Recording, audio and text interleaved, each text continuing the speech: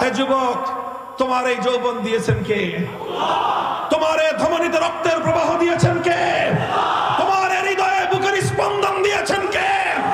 এই রক্ত যদি জমিনে ঝরতে হয় আব্রাহাম লিঙ্কনের আদর্শের জন্য নয়, শেখ মুজিব জিয়াউর রহমানদের আদর্শের জন্য নয়, কার্ল মার্কস মাও জেদুং লেনিনদের আদর্শের জন্য নয়, রক্ত দিতে হলে আল্লাহর জমিনে আল্লাহর কোরআনের জন্য, আল্লাহর দ্বীনের জন্য দিতে হবে। রক্ত দেওয়ার জন্য কারা প্রস্তুত?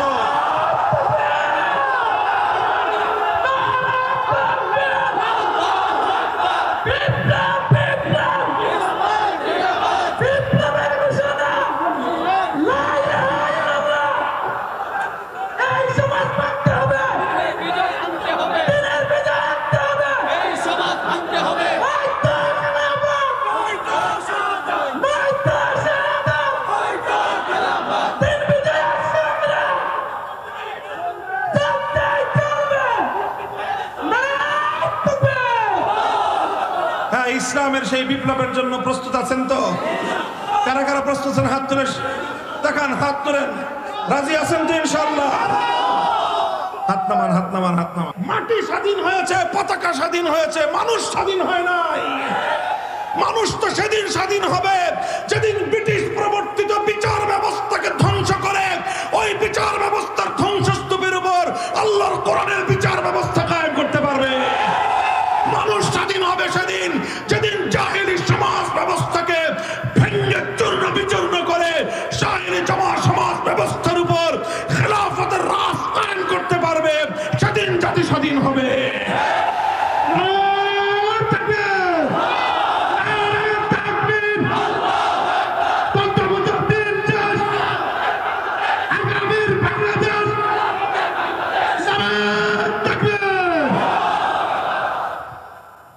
এদেশের তরুণ সমাজ জাগতে শুরু করেছে।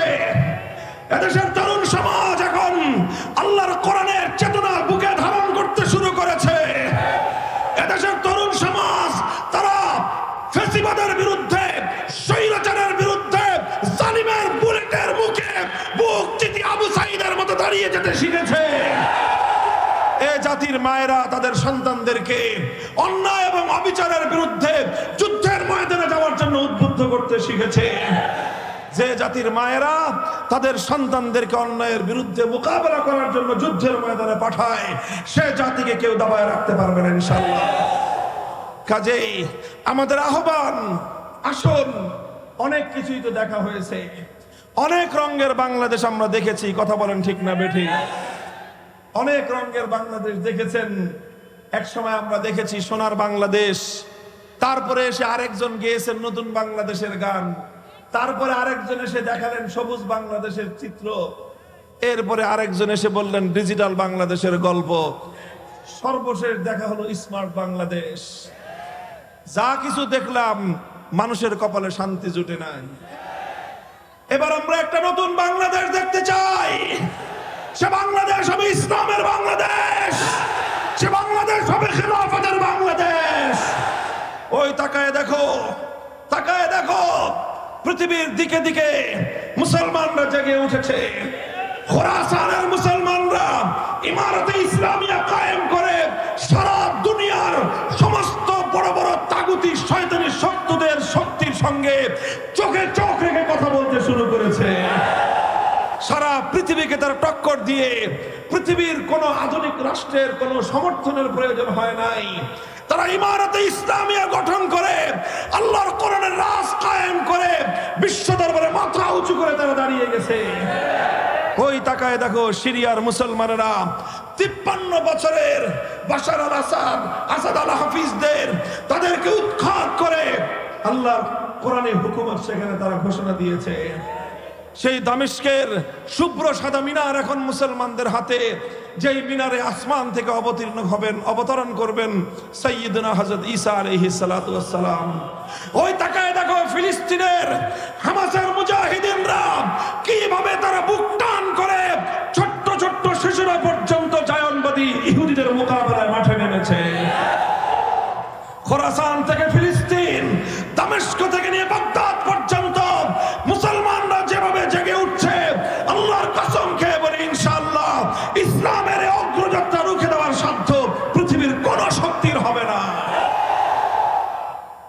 কথা হলো আমরা বাংলাদেশের মুসলমান ঘুমায় থাকবো না, জেগে উঠবো। যদি জেগে উঠো, আলহামদুলিল্লাহ 5ই আগস্টের বিপ্লব আমাদের চোখে আঙুল দিয়ে দেখিয়ে দিয়েছে বিপ্লবের জন্য অনেক বড় রাজনৈতিক দলের প্রয়োজন নাই, বড় নেতার দরকার নাই। মানুষ যখন সাহস নিয়ে, মানুষ যখন হিম্মত নিয়ে, ঘাম ঝরিয়ে, অশ্রু দিয়ে আল্লাহর দরবারে সাহায্য প্রার্থনা করে, শহীদি ঈদগাহে বুকের রক্ত দেওয়ার জন্য প্রস্তুত হয়, সেই মাটিতে বিপ্লব চলে আসে। প্রস্তুত আছেন সবাই? হে যুবক, তোমার এই যৌবন দিয়েছেন কে? তোমার এই ধমনীতে রক্তের প্রবাহ দিয়েছেন কে? তোমার এই হৃদয়ে বুকের স্পন্দন দিয়েছেন কে? এ রক্ত যদি জমিনে ঝরতে হয় আব্রাহাম লিঙ্কনের আদর্শের জন্য নয়, শেখ মুজিব জিয়াউর রহমানদের আদর্শের জন্য নয়, কার্ল মার্কস মাও জেদুং লেনিনদের আদর্শের জন্য নয়, রক্ত দিতে হলে আল্লাহর জমিনে আল্লাহর কোরআনের জন্য, আল্লাহর দ্বীনের জন্য দিতে হবে। রক্ত দেওয়ার জন্য কারা প্রস্তুত?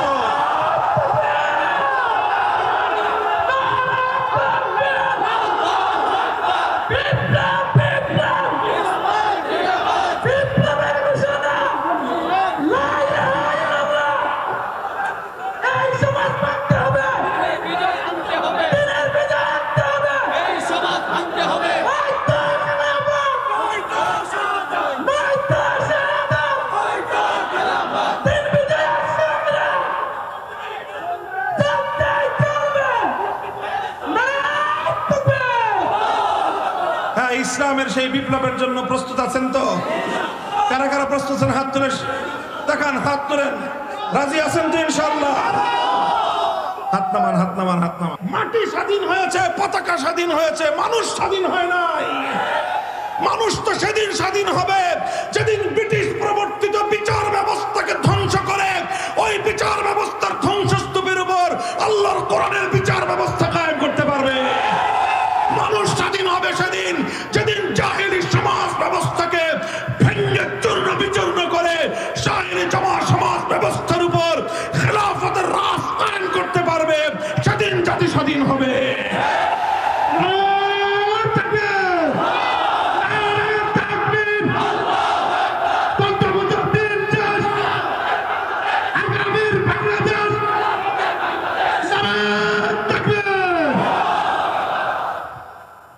মুহতারাম হাজিরিন, ইসলাম প্রবর্তিত বিচার ব্যবস্থা যদি কায়েম হয়, ধনী দরিদ্রের মধ্যে বৈষম্যের কোনো সুযোগ থাকবে না। বলবেন কেন সুযোগ থাকবে না? সুযোগ এই জন্য থাকবে না কারণ ইসলামী বিচার ব্যবস্থায় উকিল রাখার কোনো সিস্টেমই নাই। ভাই, যে বাদী যে বিবাদী দুজন উভয়ে কাজীর দরবারে সশরীরে উপস্থিত হয়ে যার যার বক্তব্য দিবে, তার পক্ষ থেকে কোনো উকিল বক্তব্য দিতে পারবে না। কাজেই যখন বাদী নিজেরটা নিজে বলবে, বড় লোক হোক আর গরিব লোক হোক সে তার কথা বলবে, বিবাদী বড় লোক আর গরিব লোক হোক সে তার কথা বলবে। বড় লোকেরও 1 পয়সা খরচ হওয়ার প্রয়োজন নাই, গরিবেরও 1 পয়সা খরচ হওয়ার প্রয়োজন নাই। তদন্ত করতে হলে রাষ্ট্রীয় খরচে তদন্ত করা হবে, আদালতের খরচে তদন্ত করা হবে। রাষ্ট্র সেই খরচ দিবে, সরকার সেই খরচ দিবে, আদালত সেই খরচ দিবে। সুতরাং ধনী গরিব যাদের মধ্যেই মামলা মোকদ্দমা হোক, বৈষম্যের কোনো সুযোগ ইসলামী বিচার ব্যবস্থায় নাই। এই জন্য হে মুসলমান, শুধু সিরাতুন নবীর ওয়াজ শুনলে কাজ হবে না। আল্লাহর পয়গম্বর যেই বৈষম্যহীন সমাজ গড়বার জন্য, ইনসাফ ভিত্তিক সমাজ গড়বার জন্য আমার নবী আল্লাহর জমিনে প্রেরিত হয়েছিলেন। নবীর উম্মতেরা ওঠো, দাঁড়াও, শপথ করো, বৈষম্যমূলক এই সমাজ ব্যবস্থা ভেঙে গুড়িয়ে দিতে হবে, সাম্য এবং ইনসাফের সমাজ গড়তে হবে।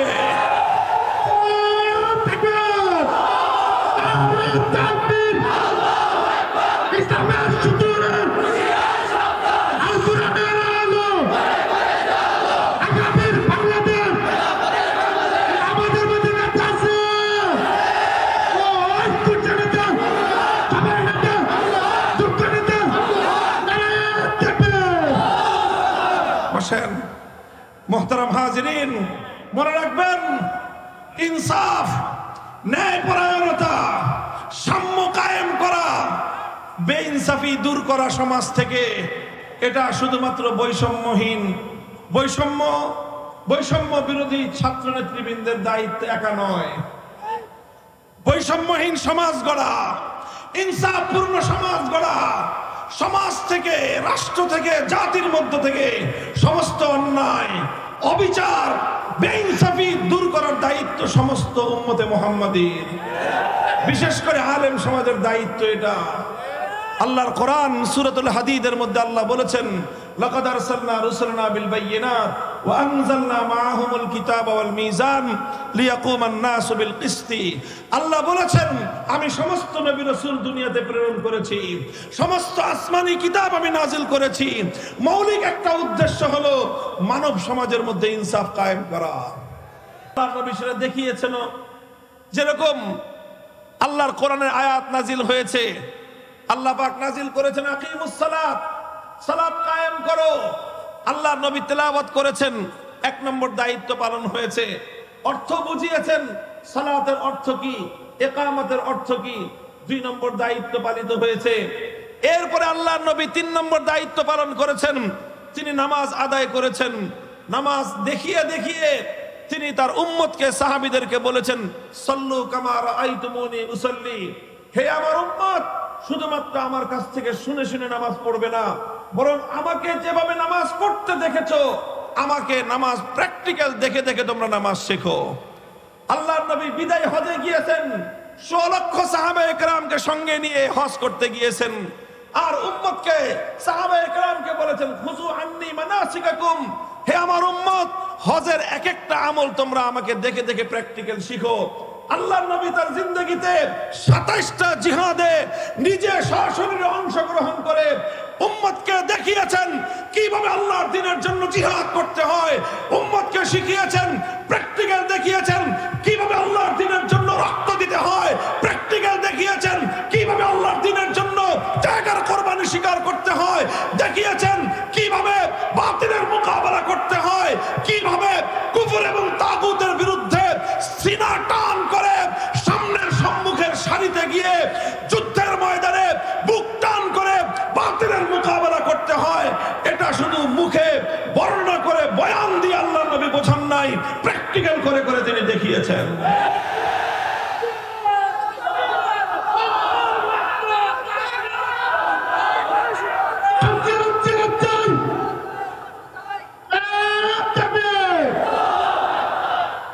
মুহতারাম হাজিরিন, প্রত্যেকটা বিধান আল্লাহর নবী উম্মতকে প্র্যাকটিক্যাল করে দেখিয়েছেন, প্র্যাকটিক্যাল বিধান বাস্তবায়ন করে উম্মতকে শিখিয়েছেন যে ইসলামের এক একটা বিধান, আল্লাহর কোরআনের এক একটা বিধান কিভাবে বাস্তবায়ন করতে হয়।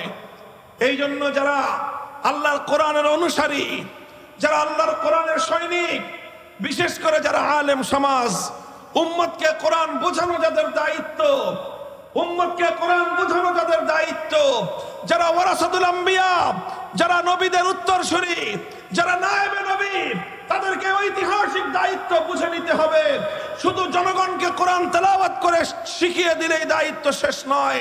তেলাওয়াতের পরে জনগণকে, জাতিকে কোরআনের মর্ম বোঝাতে হবে, তাফসীর বোঝাতে হবে, কোরআনের মর্ম এবং ব্যাখ্যা বোঝাতে হবে। কোরআনের ব্যাখ্যার মর্ম বুঝিয়েই আলেম সমাজের দায়িত্ব সমাপ্ত হবে না, বরং 3 নম্বর দায়িত্ব আলেম সমাজকেও পালন করতে হবে। আল্লাহর কোরআনের এক একটা বিধানকে অক্ষরে অক্ষরে আল্লাহর জমিনে প্র্যাকটিক্যাল ভাবে বাস্তবায়ন করে জাতিকে কোরআন কিভাবে বাস্তবায়ন করতে হয় সেটা দেখাতে হবে, সেটা শেখাতে হবে। আর এই জায়গায় এসেই আলেম সমাজের কোরআনের ধারক বাহকদের সঙ্গে যারা শয়তানের অনুসারী, তাদের সংঘাত তৈরি হয়ে যায়। যারা আল্লাহর কোরআনকে আল্লাহর জমিন থেকে নিশ্চিহ্ন করতে চায়, যারা কোরআনী সমাজ গড়বার ক্ষেত্রে অন্তরায় এবং বাধা তৈরি করতে চায়, তারা সাধারণত কোরআনের তেলাওয়াত কিংবা কোরআনের ব্যাখ্যার ততটা বিরোধিতা করে না, যতটা বিরোধিতা করে যখনই আমি কোরআনের এক একটা বিধান আল্লাহর জমিনে বাস্তবায়ন করতে যাব, তখনই তারা আমার পথে অন্তরায় হয়ে দাঁড়াবার চেষ্টা করে। তারা চেষ্টা করবে, তারা কাজ করবে তাদের শয়তানের পক্ষে, তারা কাজ করবে আল্লাহর কোরআনের বিপক্ষে, তারা কাজ করবে কোরআনের এক একটা বিধান বাস্তবায়নের ক্ষেত্রে বাধা হয়ে দাঁড়াবে। তারা যদি আল্লাহর কোরআনের এক একটা বিধান বাস্তবায়নের ক্ষেত্রে বাধা হয়ে দাঁড়াতে পারে, শয়তানের দোসররা যদি শয়তানের নির্দেশ বাস্তবায়ন করতে গিয়ে আল্লাহর কোরআনের পথে অন্তরায় হয়ে দাঁড়াতে পারে, আল্লাহর বান্দারা আল্লাহর কোরআনের এক একটা বিধান বাস্তবায়ন করার জন্য শয়তানের দোসরদের মোকাবেলায় রাজপথে নামতে তারা প্রস্তুত থাকতে হবে।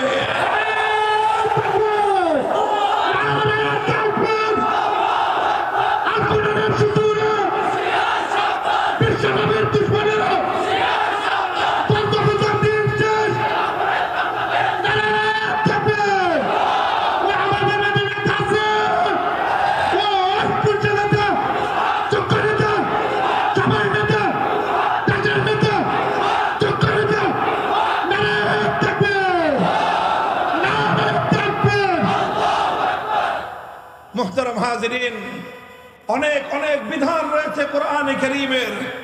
বিধানগুলো বাস্তবায়ন করতে গেলে অনেক ধরনের বাধা প্রতিবন্ধকতা আসে, কিন্তু আল্লাহর পয়গম্বর মুহাম্মদুর রাসূলুল্লাহ সাল্লাল্লাহু আলাইহি ওয়াসাল্লাম যেমনি ভাবে কোরআনে কারীমের এক একটা বিধান বাস্তবায়ন করার ক্ষেত্রে দুনিয়ার সমস্ত বাধার বিন্ধ্যাচলকে তিনি ডিঙ্গিয়েছেন, সমস্ত বাধা প্রতিবন্ধকতাকে তিনি অতিক্রম করে সামনের দিকে অগ্রসর হয়েছেন। নবীর সত্যিকার আশিক উম্মতকে, আর বিশেষ করে নায়েবে নবী ওলামে উম্মতকে সেভাবেই সকল বাধা অতিক্রম করে সামনের দিকে অগ্রসর হতে হবে। আমি কোরআনে কারীমের এক একটা বিধান বাস্তবায়নের দৃষ্টান্ত দেখানোর জন্য আল্লাহর নবীর জীবনী থেকে, নবীর সিরাত থেকে, সিরাতুন নবী থেকে একটা ঘটনার উদ্ধৃতি আমি আপনাদের সামনে উপস্থাপন করছি। নবী আকরাম সাল্লাল্লাহু আলাইহি ওয়াসাল্লাম ৮ম হিজরিতে রমজান মাসে মক্কা বিজয় করলেন। আল্লাহর নবীর জীবনের সবচেয়ে বড় ঐতিহাসিক বিজয়। মক্কা বিজয় যখন করলেন, মক্কা বিজয় হয়ে গেল, মক্কায় আল্লাহর কোরআনের বিধান কায়েম হয়ে গেল, খেলাফত প্রতিষ্ঠিত হয়ে গেল। সেই সময় মক্কা নগরীতে একটা অপরাধ সংগঠিত হলো, চুরির অপরাধ। চোর চুরি করেছে এবং সেই চুরি করে চোর শনাক্ত হয়েছে, ধরা পড়েছে। সাধারণ কোনো মানুষ নয়, একজন মহিলা মানুষ, সাধারণ মহিলা নয়, অত্যন্ত সম্ভ্রান্ত একটা উঁচু পরিবারের একজন মেয়ে, সে চুরি করে ধরা পড়েছে। সেই মেয়েটার নাম হলো ফাতেমা। ফাতেমা নামনি একটা মেয়ে, তার বংশ পরিচয়, সে হলো বনু মখজুম গোত্রের, ফাতেমা মখজুমিয়া। বনু মখজুম গোত্রটা হলো কুরাইশ বংশের মধ্যেও অত্যন্ত সম্ভ্রান্ত একটা পরিবার, যেই পরিবারে জন্ম নিয়েছিলেন স্বয়ং আল্লাহর রাসূল সাল্লাল্লাহু আলাইহি ওয়াসাল্লামের দাদি যান। আল্লাহর নবীর যে বাবা খাজা আব্দুল্লাহ এবং নবীর চাচা খাজা আবু তালেব, এই দুই মহান ব্যক্তি যেই মহিয়সী নারীর ঔরসে যার গর্ভে জন্মগ্রহণ করেছিলেন, সেই নারী বনু মখজুম গোত্রের ছিলেন, সালমা বিনতে আইজ ইবনে ইমরান ইবনে মখজুম, আল্লাহ রাসূলের দাদি। সেই পরিবারের মেয়ে ফাফাজিআ কওমুহা ইলা উসামা ইবনে যায়েদ। যখন এই মেয়েটার চুরির ঘটনা ধরা পড়লো, তখন তার গোটা পরিবার, গোটা বংশ তারা দুশ্চিন্তাগ্রস্ত হয়ে পড়লো যে এখন তো মক্কায় আল্লাহর কোরআনের বিধান বাস্তবায়িত হবে, কোরআনের বিধান কায়েম হয়েছে, আর কোরআনের বিচার অনুযায়ী এখন চুরির শাস্তি, মেয়েটার হাত কাটা যাবে। একটা মেয়ের হাত কাটা যাবে, এটা বড় কথা নয়, বড় বিষয় হলো সঙ্গে সঙ্গে গোটা বংশের নাক কাটা যাবে। কারণ যখন তার হাত কাটা যাবে, মানুষের মধ্যে আলোচনা হবে যে বনু মখজুম গোত্রের নারীরা পর্যন্ত চুরি করে, চোর। এই কথাটায় এই বংশের সম্মান মর্যাদা ধুলোয় মিশে যাবে। কাজেই তারা চিন্তা করলো, মশওয়ারা করলো, পরামর্শ করলো, যে করেই হোক এই মেয়ের হাত কাটাটা বাধা দিতে হবে। কিভাবে বাধা দেওয়া যায়? তখন তারা তদবির করা শুরু করলো। গোটা সম্প্রদায়, তারা আল্লাহর নবীর খুব কাছের একজন মানুষ, নবীজির ঘনিষ্ঠ একজন মানুষ সম্পর্কে আল্লাহর নবীর নাতি হয়, নবীজির পালক পুত্র যায়েদ ইবনে হারেসার ছেলে উসামা ইবনে যায়েদ। সেই বনু মখজুমের পরিবারের লোকেরা উসামাকে এসে বলল যে তোমার দাদার কাছে গিয়ে বলো যে এরকম এরকম একটা ঘটনা, এই মেয়েটা কিন্তু স্বয়ং আল্লাহর নবীর আত্মীয়, নবীজির দাদির পরিবার, ব্লাড কানেকশন রয়েছে। এখন এই মেয়েটার যদি হাত কাটা যায়, বংশের মান মর্যাদা ধুলোয় মিশে যাবে। এই বংশের মান মর্যাদা ধুলোয় মিশে গেলে তাতে তো নবীজির স্বয়ং তার নিজেরও প্রেস্টিজের হ্যাম্পার হয়। কাজেই যে করেই হোক এই হাতটা যেন না কাটা যায়, বিচারটা যেন না হয়, তুমি একটা তদবির করো, তুমি চেষ্টা করো। উসামা ইবনে যায়েদ নবীজির কাছে এসে আল্লাহর নবীর কাছে সুপারিশ করলেন এবং বললেন যে হাত কাটা যাবে না, সমস্যা আছে। কি সমস্যা? এই সমস্যা। এই কথা যখন তিনি বললেন, ফাতাগাইয়ারা ফাতালাওয়ানা ওয়াজহু রাসূলিল্লাহি সাল্লাল্লাহু আলাইহি ওয়াসাল্লাম, হাদিসের কিতাবের ভাষ্য, আমার নবীর চেহারার রং বদলে গেল। আল্লাহর নবী যখন রাগান্বিত হতেন, নবীজি যখন রাগান্বিত হতেন, নবীর চেহারার রং বদলে যেত, লাল বর্ণ ধারণ করত। ফাকান্নামা ফুতিআ ফি ওয়াজিনাতাইহি হাব্বুর রুম্মান, মনে হতো যেন নবীজির মুখমণ্ডলের মধ্যে বেদানার রস ছিটিয়ে দেওয়া হয়েছে, এমন লাল টুকটুকে হয়ে যেত আল্লাহর নবীর চেহারা। নবীর চেহারা এরকম রক্তিম বর্ণ ধারণ করলো। নবীজি ধমক দিলেন উসামাকে, আতাশফাউ ফি হাদ্দিম মিন হুদুদিল্লাহ, উসামা তোমার এত বড় দুঃসাহস, এখন আমি আল্লাহর কোরআনের বিধান বাস্তবায়ন করব, আল্লাহর হুকুম বাস্তবায়ন করব, সেই সময়ে তুমি বাধা দিতে তদবির করার জন্য এসেছো। খবরদার, হুঁশিয়ার করে দেই তোমাকে, ভবিষ্যতে আর কোনোদিন এই ধরনের কোনো কথা নিয়ে তদবির নিয়ে আমার কাছে আসবে না। আল্লাহর নবী উসামাকে ধমক দিয়ে বুঝতে পারলেন শুধু উসামাকে একা ধমক দিয়ে তো কাজ হবে না, কারণ বিষয়টা তো শুধু উসামার একার নয়, এই বিষয়টার সঙ্গে আমার গোটা বংশ জড়িত, বনু মখজুম গোত্র জড়িত, কুরাইশ বংশ জড়িত। এটার পিছনে গোটা আরবের শত বৎসরের জাহেলিয়াত এই বিষয়ের পিছনে আছে।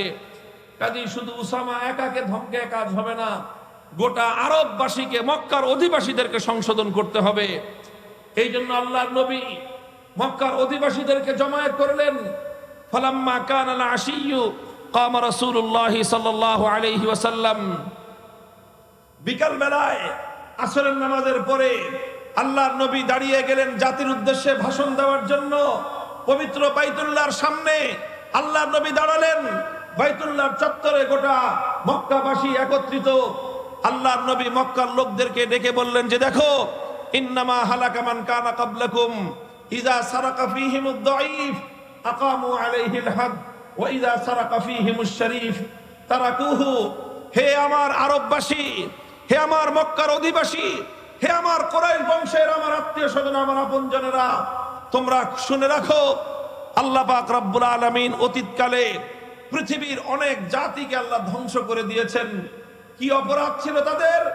তাদের অপরাধ ছিল যখন তাদের মধ্যে কোনো প্রভাবশালী মানুষ, কোনো সম্ভ্রান্ত মানুষ, কোনো পাওয়ারফুল ক্ষমতাবান মানুষ, কোনো শক্তিশালী মানুষ যখন তাদের মধ্যে কোনো অপরাধ করত, কোনো টাকা পয়সাওয়ালা শিল্পপতি অথবা কোনো ক্ষমতাবান রাজনৈতিক নেতা অথবা কোনো পাওয়ারফুল কোনো সম্ভ্রান্ত কোনো ব্যক্তি, প্রভাবশালী ব্যক্তি, এমপির শালা, মন্ত্রীর দুলাভাই, চেয়ারম্যানের খালু, এই জাতীয় লোকজন, প্রভাবশালী লোকজন, শিল্পপতি, টাকা পয়সাওয়ালা, ইন্ডাস্ট্রিয়ালিস্ট, রাজনৈতিক নেতা, এই জাতীয় লোকেরা যখন তাদের মধ্যে অপরাধ করত, তখন সেই লোকের উপর কোনো আইনের শাসন প্রয়োগ করা হতো না, নানা সিস্টেম করে তাদেরকে পার করে দেওয়া হতো।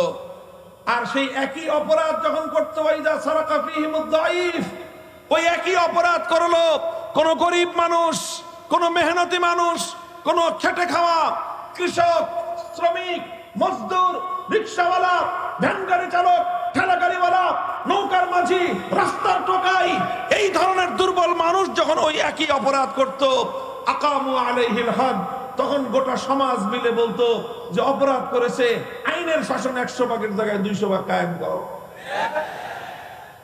সবলের উপর একরকম বিচার, দুর্বলের জন্য আরেক রকম বিচার, বড় লোকের জন্য এক বিচার, গরিবের জন্য আরেক বিচার, সরকারি দলের এক বিচার, বিরোধী দলের জন্য আরেক বিচার। আল্লাহর নবী বলেন, যখন কোন সমাজের মধ্যে এইরকম বৈষম্য সৃষ্টি হয়, যখন কোন সমাজের মধ্যে এই ধরনের বৈষম্য দেখা দেয়, এ বৈষম্য করা, বিচার ব্যবস্থার মধ্যে এরকম বৈষম্য তৈরি করা, এটা মামুলি কোনো অন্যায় নয়, এটা ছোটখাটো কোনো অপরাধ নয়, বরং এটা এত জঘন্য অপরাধ যেই সমাজের বিচার ব্যবস্থায় বৈষম্য তৈরি হয়, যেই সমাজের মধ্যে একদল মানুষের জন্য এক বিচার, আরেক দল মানুষের জন্য আরেক বিচার, একই অপরাধ করলে একজনের সাজা হবে, ওই একই অপরাধ করলে আরেকজন পার পেয়ে যাবে, এমন বৈষম্য যেই সমাজে তৈরি হয় সেই সমাজকে আমার আল্লাহ পাক ধ্বংস করে দেন। মুহতারাম হাজিরিন, নবী আকরাম সাল্লাল্লাহু আলাইহি ওয়াসাল্লাম সেই জাতিকে কথা বোঝালেন, সুতরাং বৈষম্য করা যাবে না। তোমরা মনে করেছো, তদবির নিয়ে এসেছো আমার কাছে যে আমার আত্মীয়, আমার রক্তের সম্পর্ক, আমার দাদির পরিবারের লোক অপরাধ করেছে, এই জন্য মনে করেছো যে আমি তাকে ছেড়ে দিব, আমি তার উপর আল্লাহর কোরআনের বিধান বাস্তবায়ন করব না। এই কথা মনে করে তোমরা আমার কাছে তদবিরের জন্য তোমরা উসামাকে পাঠিয়েছো। শুনে রাখো আরবের মানুষ, শুনে রাখো, ওয়াল্লাহি লাউ আন্না ফাতিমা বিনত মুহাম্মাদিন সারাকাত লাকাতাতু ইয়াদাহা। আল্লাহর নবী যে কথাটা বললেন সেই কথাটা যদি সহিহ হাদিসের মধ্যে বর্ণিত না হতো, পৃথিবীর কোন মানুষ নিজের মুখে সেই কথা উচ্চারণ করার সাহস পেত না।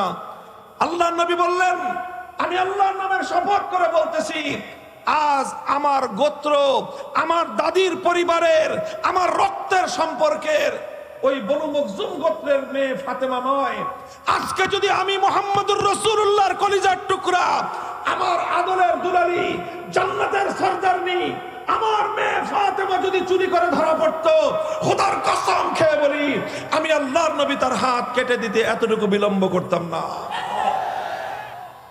মুহতারাম হাজিরিন, এই হলো ইসলামের বিধান।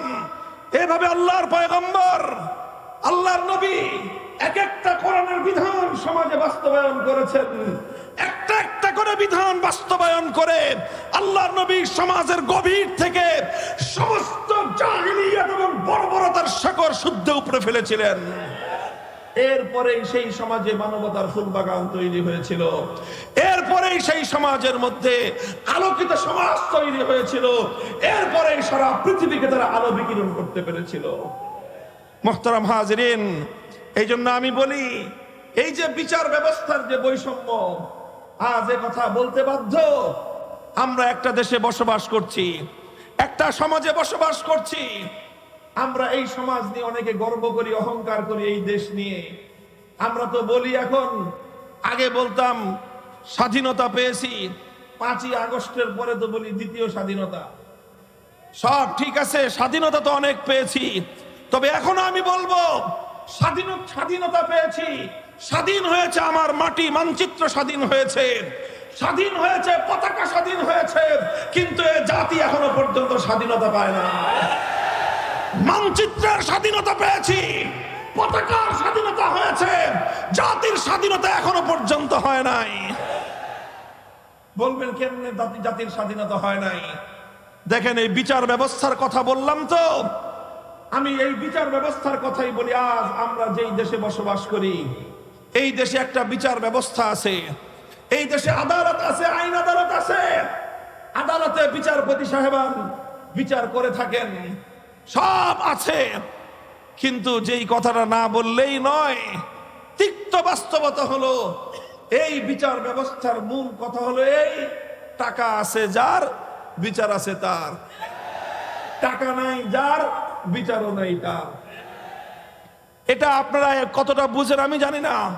যারা আমার মতো কারাগারের অন্ধকার প্রকোষ্ঠে থেকেছেন, আর কারাগারের সেই অন্ধকার জগতের, কারাগারের সেই দুর্ভেদ্য দেয়ালের মধ্যে বন্দী মানবতার আর্তনাদ যারা শুনেছেন, অসংখ্য অগণিত দরিদ্র পীড়িত, অসংখ্য অগণিত সাধারণ আয়ের দুষ্ট, দুঃখ, কষ্ট ক্লিষ্ট সেই মানুষের চেহারাগুলো যারা দেখেছেন, তাদের হাহাকার, চিৎকার আর আর্তনাদ যারা শুনেছেন, তারা এই কথার বাস্তবতা বুঝতে পারবেন। মনে করেন যে একটা অপরাধ করেছে 4-5 জনে মিলে, 4-5 জনকে পুলিশে ধরলো, যে কোনো ভাবে ধরা পড়লো। 4-5 জনের মধ্যে মনে করেন 2 জন হলো শিল্পপতির ছেলে, আর 3 জন হলো ঠেলাগাড়িওয়ালা, রিক্সাওয়ালার ছেলে। এখন কি হবে? যারা কোটিপতি সঙ্গে সঙ্গে গিয়ে 1 লাখ, 2 লাখ, 5 লাখ যত টাকা লাগে টাকা খরচ করে বড় বড় উকিল ব্যারিস্টার আইনজীবী ভাড়া করবে। কথা বলেন, বাস সে আইনজীবী মুভ করবে। সিএমএম কোর্টে না হয় জজ কোর্টে যাবে, জজ কোর্টে না হয় হাইকোর্টে যাবে। 1 মাস 2 মাস 3 মাস 6 মাসের মাথায় জামিন হয়ে বুক ফুলিয়ে সে বের হয়ে আসবে। একই মামলায় কেস পার্টনার রিকশাওয়ালার ছেলে, ওই রিকশাওয়ালার কপালে 1 লক্ষ টাকা জোগাড় করা জীবনে সম্ভব নয়। যার নুন আনতে পান্তা ফুরায়, যার প্রতিদিন তার অসুস্থ মায়ের জন্য চিকিৎসার খরচ জোগাড় করতে যার ঘাম ঝরাতে হয়, যার অসুস্থ স্ত্রীর চিকিৎসা করার সামর্থ্য তার নাই, যার দরিদ্র পীড়িত সন্তানের একটা আহ্লাদ, একটা শখ পূরণ করার সামর্থ্য যার নাই, তার কপালে 50,000 1 লাখ টাকা জোগাড় করে উকিলের হাতে ঘুরে দিয়ে উকিলকে ভাড়া করে তারপরে জামিন চাওয়ার সামর্থ্য তার নাই। এখন যেহেতু তার পক্ষে বড় উকিল নাই, তার জামিনও নাই। মাসের পর মাস কেটে যায়, বছর পেরিয়ে যুগ পেরিয়ে যায়, কিন্তু বড় উকিলও ভাড়াও করতে পারে না, আর তার কপালে জামিনও জুটে না। এরকম কয়টা দৃষ্টান্ত দেখবেন? কয়টা? শত শত নয়, হাজার হাজার বন্দী আজ বাংলাদেশের কারাগারগুলোতে প্রায় 70 থেকে 80,000 বন্দী আছে। এই 80,000 বন্দীর মধ্যে অসংখ্য অগণিত বন্দী এমন আছে শুধুমাত্র দারিদ্র্যের কারণে, গরিব হওয়ার কারণে, অর্থনৈতিক অসঙ্গতির কারণে নামজাদা উকিল ব্যারিস্টার ভাড়া করার সামর্থ্য তাদের নাই। অনেকে বলবে গরিব দুঃখীর মামলার ব্যয় বাংলাদেশ সরকার দেয়, এটা লেখা থাকে কোর্টে এবং বিভিন্ন থানার গারদে। কিন্তু জানেন তো, সরকার তো দেয়, কিন্তু কত ধানে যে কত চাইল দেয়। সরকারের ওই উকিলকে পাইয়া নিজের মামলা চালাইতে ওই উকিলের পিছনে যে কি পরিমাণ তেল ঢালতে হয়, কেউ যদি সরকারি উকিলের পিছনে পড়ছেন তো তার খবর আছে। মুহতারাম হাজির, এটা বাস্তব কথা। যদি লক্ষ লক্ষ টাকা খরচ করে নামি দামি শক্তিমান উকিল ভাড়া করতে পারেন, আপনার কঠিন মামলা মুহূর্তের মধ্যে পানির মতো আসান হয়ে যাবে। আপনি উকিল ভাড়া করতে পারবেন না, বড় ব্যারিস্টার আপনার পক্ষে দাঁড়াবে না, সাধারণ মামলা আপনার জন্য জটিল হয়ে যাবে। এটাই হলো বর্তমান বিচার ব্যবস্থার সার কথা। যারা বিচার ব্যবস্থার সাথে সম্পৃক্ত আছেন, আমার উপর রাগ করেন না, আমাদের উপর রাগ করেন না। আমি কোনো উকিলের বিরুদ্ধাচরণ করি নাই, বলছি কিছু। উকিলরা এটা পেশা, উকিলদের পেশা। ডাক্তারদের যেরকম ডাক্তারি করা যেরকম পেশা, উকিলদের ওকালতি করা তাদের পেশা। এই পেশায় পেশাজীবী হিসাবে তারা কাজ করে তাদের সংসার চালায়, টাকা পয়সা ইনকাম করে, সহায় সম্পত্তি করে। কাজেই তারা তো মানুষের কাছ থেকে টাকা পেলে কাজ করবে, এটা স্বাভাবিক। সমস্যা তো উকিলদের নয়, সমস্যা ব্যারিস্টারদের নয়, সমস্যা বিচারপতিদের নয়, সমস্যা হলো বিচার ব্যবস্থা। বলবেন সমস্যা বিচার ব্যবস্থার কেন? কারণ এই বিচার ব্যবস্থা মুসলমানদের উপর চাপিয়ে দিয়ে গেছে পশ্চিমা ব্রিটিশ সভ্যতা। এই বিচার ব্যবস্থা ব্রিটিশের প্রবর্তিত বিচার ব্যবস্থা। এই শাসন ব্যবস্থা ব্রিটিশ প্রবর্তিত শাসন ব্যবস্থা। আমরা যে শিক্ষা ব্যবস্থা এখন আমাদের সন্তানদেরকে শেখাই, এই শিক্ষাটাও শিক্ষা ব্যবস্থা ব্রিটিশ প্রবর্তিত শাসন শিক্ষা ব্যবস্থা। তাহলে স্বাধীন হলো কোথায়? বলেন, স্বাধীনতা পেলাম কোথায়? মাটি স্বাধীন হয়েছে, পতাকা স্বাধীন হয়েছে, মানুষ স্বাধীন হয় নাই। মানুষ তো সেদিন স্বাধীন হবে যেদিন ব্রিটিশ প্রবর্তিত বিচার ব্যবস্থাকে ধ্বংস করে ওই বিচার ব্যবস্থার ধ্বংসস্তূপের উপর আল্লাহর কোরআনের বিচার ব্যবস্থা কায়েম করতে পারবে। মানুষ স্বাধীন হবে সেদিন যেদিন জাহেলি সমাজ ব্যবস্থাকে ভেঙে চূর্ণ বিচূর্ণ করে জাহেলি সমাজ ব্যবস্থার উপর খেলাফতের রাজ কায়েম করতে পারবে, সেদিন জাতি স্বাধীন হবে।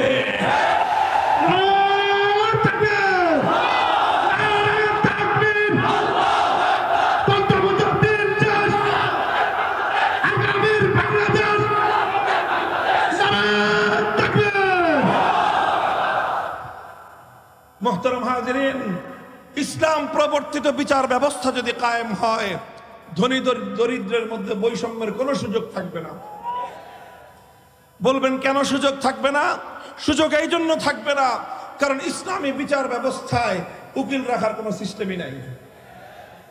ভাই, যে বাদী যে বিবাদী দুজন উভয়ে কাজীর দরবারে সশরীরে উপস্থিত হয়ে যার যার বক্তব্য দিবে, তার পক্ষ থেকে কোনো উকিল বক্তব্য দিতে পারবে না।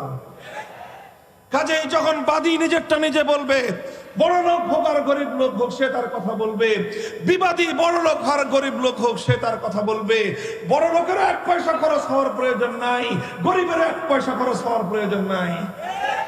তদন্ত করতে হলে রাষ্ট্রীয় খরচে তদন্ত করা হবে, আদালতের খরচে তদন্ত করা হবে।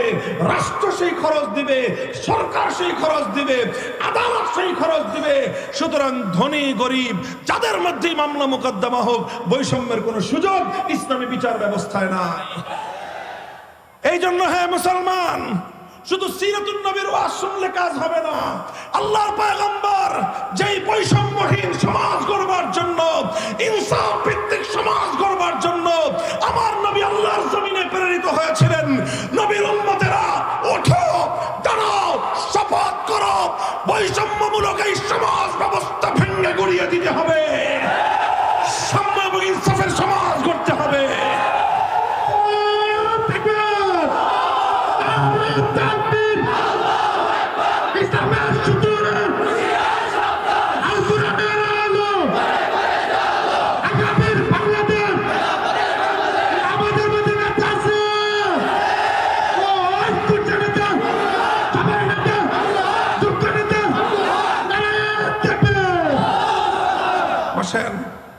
মোহতারাম হাজিরিন, মনে রাখবেন, ইনসাফ, ন্যায়পরায়ণতা, সাম্য কায়েম করা, বেইনসাফি দূর করা সমাজ থেকে, এটা শুধুমাত্র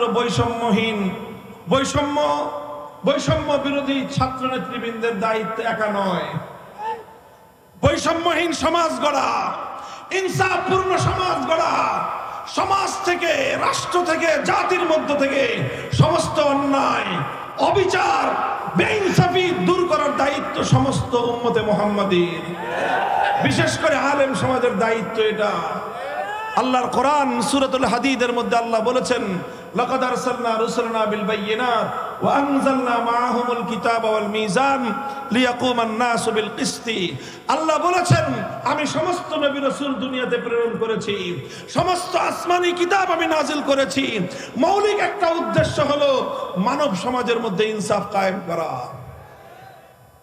আমাদের আলেমদের কাছ থেকে, হুজুরদের কাছ থেকে এক শ্রেণীর মানুষ ইনসাফের কথা, বৈষম্যহীন দেশ গড়ার কথা, সমাজ গড়ার কথা শুনতে চায় না। তারা শুধু আমাদের কাছ থেকে ওয়াজ শুনতে চায়, আখিরাতের ওয়াজ। তারা আসমানের নিচে আর মাটির উপরে যা আছে এগুলো তো রাজনীতিবিদরাই বলবে। এটা আরেকটা জাহেলিয়াত। আজ এই ব্রিটিশ প্রবর্তিত পশ্চিমা এই ধোঁকাবাজির রাজনীতি, এই বিলাসিতার রাজনীতি, এই পুঁজিবাদের রাজনীতি, এটাই সমাজকে ধ্বংস করে সেরেছে। এই ধোঁকাবাজির রাজনীতি সর্বপ্রথম লক্ষ কোটি মুসলমানের ঈমান হরণ করেছে। সমাজকে, মুসলমানদেরকে ইহুদি এবং খ্রিস্টানদের গোলামে পরিণত করেছে। হে মুসলমান, আল্লাহর কোরআন যে রাজনৈতিক দর্শন দিয়েছে, তুমি মুসলমান যদি রাজনীতি করতে হয়, কোরআনের বাইরে রাজনীতি কোনো মুসলমান করতে পারে না। সে আওয়াজ তুলতে হবে আজকে, সে কথা বলতে হবে বলিষ্ঠ কণ্ঠে। হে আমাদের যুব সমাজ, বিশেষ করে তরুণ সমাজ, মেহনতি সমাজ, ছাত্র সমাজ, তোমরা যদি দাঁড়িয়ে যাও, ইনশাআল্লাহ আগামীর বাংলাদেশ হবে আল কোরআনের বাংলাদেশ।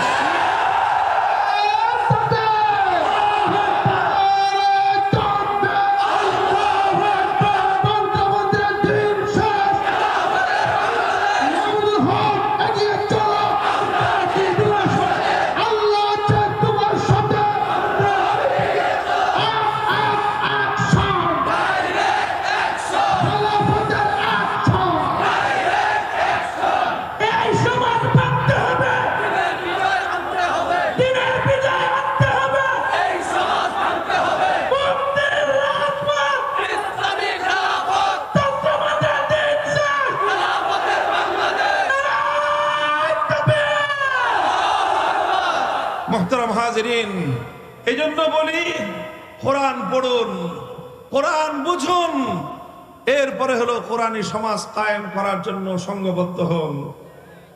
তৈরি আছেন ইনশাআল্লাহ? আল্লাহর কোরআনের কারীমকে নিয়ে আল্লাহর পয়গম্বরের সর্বশেষ দায়িত্ব ছিল যেটা নবীজি করেছেন সেটা হলো মানুষকে প্রথমে আল্লাহর কোরআনের তেলাওয়াত শিখিয়েছেন, শুনিয়েছেন, তারপরে কোরআনের মর্ম বুঝিয়েছেন, এরপরে কোরআনে কারীমের এক একটা বিধান আল্লাহর জমিনে বাস্তবায়ন করেছেন। এরপরে আল্লাহর নবী মানুষকে শুধুমাত্র একবার দুইবার কোরআনের বিধান বাস্তবায়ন করে ক্ষান্ত হন নাই, বরং প্রতিটা মানুষের আখলাক, তার চরিত্র এমন ভাবে গঠন করেছেন যে প্রতিটা মানুষের চরিত্র আল্লাহর কোরআনী চরিত্রে পরিণত হয়েছে। কাজেই এটাই হলো তাজকিয়া। কোরআনী চরিত্র গঠন করতে হবে। কোরআনী চরিত্র গঠন করার জন্য কোরআনী সমাজ গড়তে হবে। কোরআনী সমাজ গড়ার জন্য আল্লাহর কোরআনকে বুঝতে হবে, অনুধাবন করতে হবে। এইভাবে আল্লাহর কোরআনকে কেন্দ্র করে একটা সমাজ আমরা গড়তে চাই। আমাদের সঙ্গে আপনারা কাজ করবেন তো ইনশাআল্লাহ? দেখেন, আমাদের দুনিয়ার কোনো স্বার্থ নাই, রাজনৈতিক কোনো ধান্দা আলহামদুলিল্লাহ আমাদের নাই। আমরা আমাদের ব্যক্তিগত কোনো স্বার্থে আপনাদেরকে আহ্বান জানাই না। আমাদের একমাত্র আহ্বান আল্লাহর কোরআনের পক্ষে। আমাদের একমাত্র আহ্বান আল্লাহর নবী যেই সমাজ দুনিয়াতে কায়েম করে উম্মতের সামনে যেই মডেল, যে আদর্শ পেশ করে গিয়েছেন, আমরা সেই আল্লাহর নবীর মডেলের উপরে একটা সমাজ গড়তে চাই। আলহামদুলিল্লাহ বাংলাদেশ ধীরে ধীরে সেদিকেই অগ্রসর হয়ে যাচ্ছে। কথা বলেন ঠিক না বেঠিক? এদেশের তরুণ সমাজ জাগতে শুরু করেছে। এদেশের তরুণ সমাজ এখন আল্লাহর কোরআনের চেতনা বুকে ধারণ করতে শুরু করেছে। এদেশের তরুণ সমাজ তারা ফ্যাসিবাদের বিরুদ্ধে, স্বৈরাচারের বিরুদ্ধে, জালিমের বুলেটের মুখে বুক চিতি আবু সাঈদের মতো দাঁড়িয়ে যেতে শিখেছে। এ জাতির মায়েরা তাদের সন্তানদেরকে অন্যায় এবং অবিচারের বিরুদ্ধে যুদ্ধের ময়দানে যাওয়ার জন্য উদ্বুদ্ধ করতে শিখেছে। যে জাতির মায়েরা তাদের সন্তানদেরকে অন্যায়ের বিরুদ্ধে মোকাবেলা করার জন্য যুদ্ধের ময়দানে পাঠায়, সে জাতিকে কেউ দাবায় রাখতে পারবে না ইনশাআল্লাহ। কাজেই আমাদের আহ্বান, আসুন, অনেক কিছুই তো দেখা হয়েছে, অনেক রঙের বাংলাদেশ আমরা দেখেছি। কথা বলেন ঠিক না বেঠিক? অনেক রঙের বাংলাদেশ দেখেছেন। এক সময় আমরা দেখেছি সোনার বাংলাদেশ, তারপরে এসে আরেকজন গেয়েছেন নতুন বাংলাদেশের গান, তারপরে আরেকজন এসে দেখালেন সবুজ বাংলাদেশের চিত্র, এরপরে আরেকজন এসে বললেন ডিজিটাল বাংলাদেশের গল্প, সর্বশেষ দেখা হলো স্মার্ট বাংলাদেশ। যা কিছু দেখলাম মানুষের কপালে শান্তি জুটে নাই। এবার আমরা একটা নতুন বাংলাদেশ দেখতে চাই। সে বাংলাদেশ হবে ইসলামের বাংলাদেশ, সে বাংলাদেশ হবে খেলাফতের বাংলাদেশ। ওই তাকায় দেখো, তাকায় দেখো, পৃথিবীর দিকে দিকে মুসলমানরা জেগে উঠেছে। খোরাসানের মুসলমানরা ইমারতে ইসলামিয়া কায়েম করে সারা দুনিয়ার সমস্ত বড় বড় তাগুতি শয়তানি শক্তিদের শক্তির সঙ্গে চোখে চোখ রেখে কথা বলতে শুরু করেছে। সারা পৃথিবীকে তারা টক্কর দিয়ে, পৃথিবীর কোন আধুনিক রাষ্ট্রের কোন সমর্থনের প্রয়োজন হয় নাই। তারা ইমারতে ইসলামিয়া গঠন করে আল্লাহর কোরআনের রাজ কায়েম করে বিশ্ব দরবারে মাথা উঁচু করে তারা দাঁড়িয়ে গেছে। ওই তাকায় দেখো সিরিয়ার মুসলমানেরা 53 বছরের বাশার আল আসাদ, আসাদ আল হাফিজদের তাদেরকে উৎখাত করে আল্লাহর কোরআনের হুকুমত সেখানে তারা ঘোষণা দিয়েছে। সেই দামেস্কের শুভ্র সাদা মিনার এখন মুসলমানদের হাতে, যেই মিনারে আসমান থেকে অবতরণ করবেন সাইয়্যিদুনা হযরত ঈসা আলাইহিস সালাতু ওয়াস সালাম। ওই তাকায় দেখো ফিলিস্তিনের হামাসের মুজাহিদিনরা কিভাবে তারা বুক টান করে ছোট্ট ছোট্ট শিশুরা পর্যন্ত জায়নবাদী ইহুদিদের মোকাবেলায় মাঠে নেমেছে। খোরাসান থেকে ফিলিস্তিন, দামেস্ক থেকে নিয়ে বাগদাদ পর্যন্ত মুসলমানরা যেভাবে জেগে উঠছে, আল্লাহর কসম খেয়ে বলে ইনশাআল্লাহ ইসলামের অগ্রযাত্রা রুখে দেওয়ার সাধ্য পৃথিবীর কোন শক্তির হবে না। এখন কথা হলো, আমরা বাংলাদেশের মুসলমান ঘুমায় থাকবো না, জেগে উঠবো। যদি জেগে উঠো, আলহামদুলিল্লাহ 5ই আগস্টের বিপ্লব আমাদের চোখে আঙুল দিয়ে দেখিয়ে দিয়েছে বিপ্লবের জন্য অনেক বড় রাজনৈতিক দলের প্রয়োজন নাই, বড় নেতার দরকার নাই। মানুষ যখন সাহস নিয়ে, মানুষ যখন হিম্মত নিয়ে, ঘাম ঝরিয়ে, অশ্রু দিয়ে আল্লাহর দরবারে সাহায্য প্রার্থনা করে, শহীদি ঈদগাহে বুকের রক্ত দেওয়ার জন্য প্রস্তুত হয়, সেই মাটিতে বিপ্লব চলে আসে। আছেন সবাই? হে যুবক, তোমার এই যৌবন দিয়েছেন কে? তোমার এই ধমনীতে রক্তের প্রবাহ দিয়েছেন কে? তোমার এই হৃদয়ে বুকের স্পন্দন দিয়েছেন কে? এ রক্ত যদি জমিনে ঝরতে হয় আব্রাহাম লিঙ্কনের আদর্শের জন্য নয়, শেখ মুজিব জিয়াউর রহমানদের আদর্শের জন্য নয়, কার্ল মার্কস মাও জেদুং লেনিনদের আদর্শের জন্য নয়, রক্ত দিতে হলে আল্লাহর জমিনে আল্লাহর কোরআনের জন্য, আল্লাহর দ্বীনের জন্য দিতে হবে। রক্ত দেওয়ার জন্য কারা প্রস্তুত?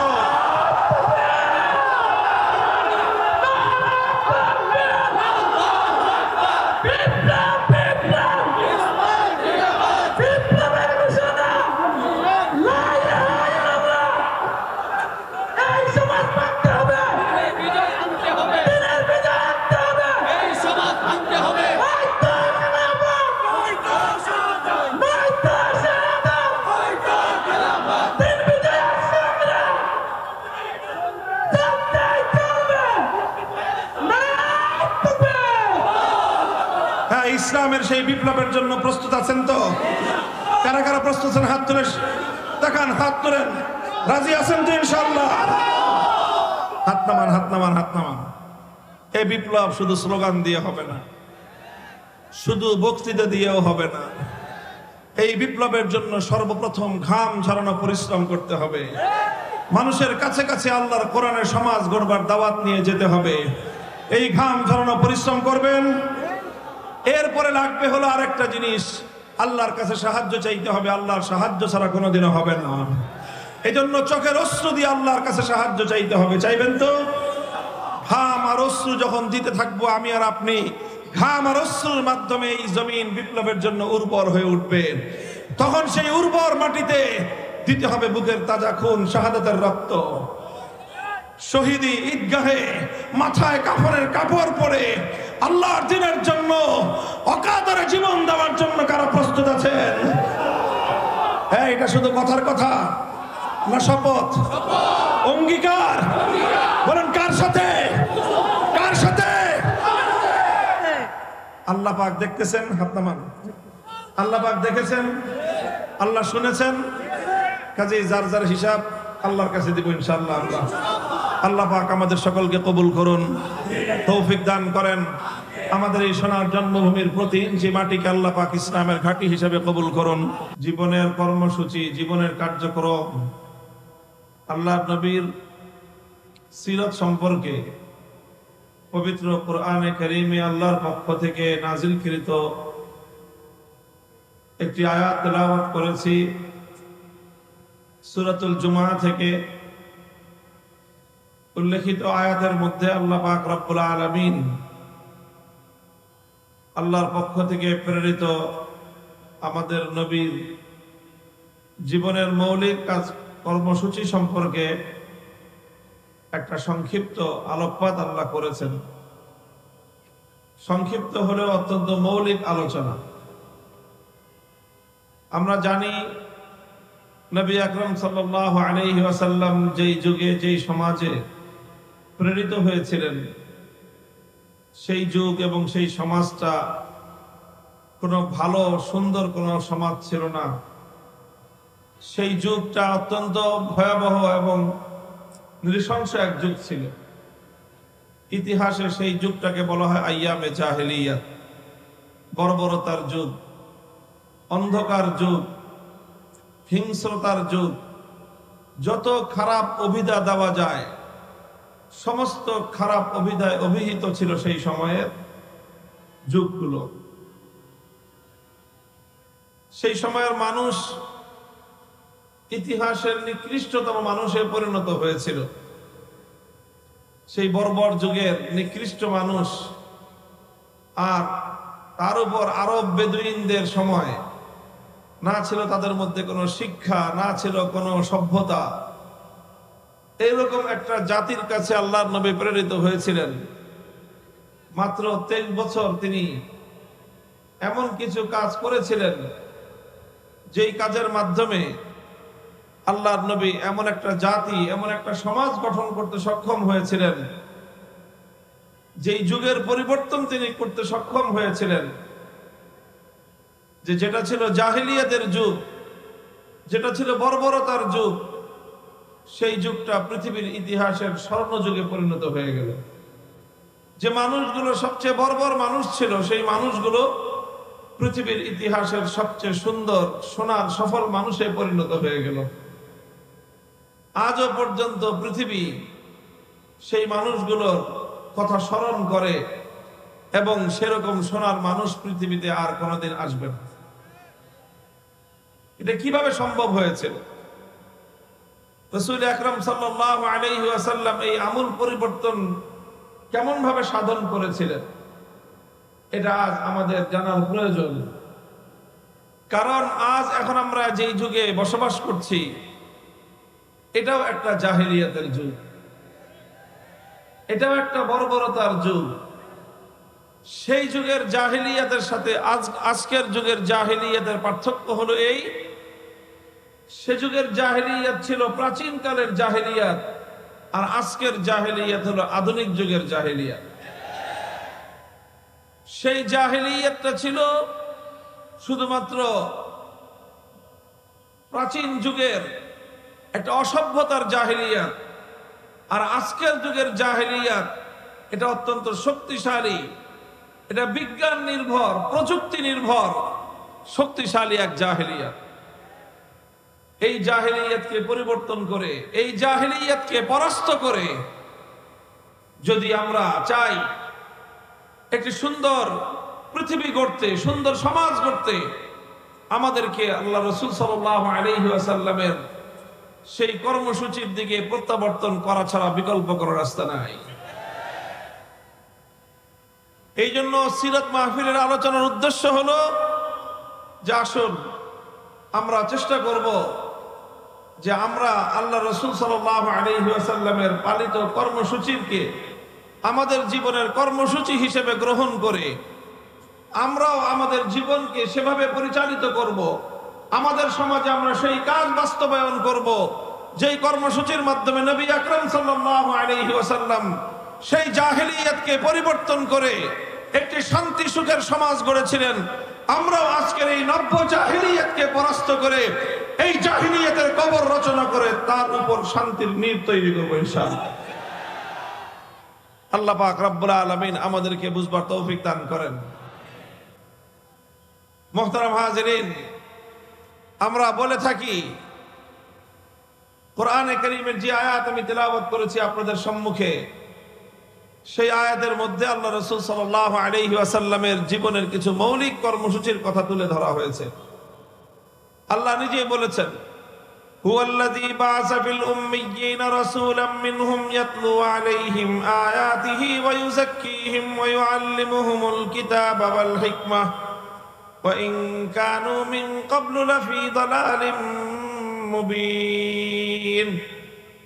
আল্লাহ পাক রব্বুল আলামিন আল্লাহর নবীকে সবচেয়ে শক্তিশালী যে জিনিসটা দিয়েছিলেন দুনিয়ার মানুষের সংশোধনের জন্য, দুনিয়ার অবস্থা পরিবর্তন করার জন্য, দুনিয়ার মানুষকে বর্বর যুগ থেকে আলোর যুগে নিয়ে আসার জন্য শক্তিশালী, সবচেয়ে শক্তিশালী যে হাতিয়ার আল্লাহ রব্বুল আলামিন তার নবীকে দিয়েছিলেন, সেই শক্তিশালী মাধ্যমের নাম হলো কিতাবুল্লাহ তথা আল্লাহর কোরআনে কারীম।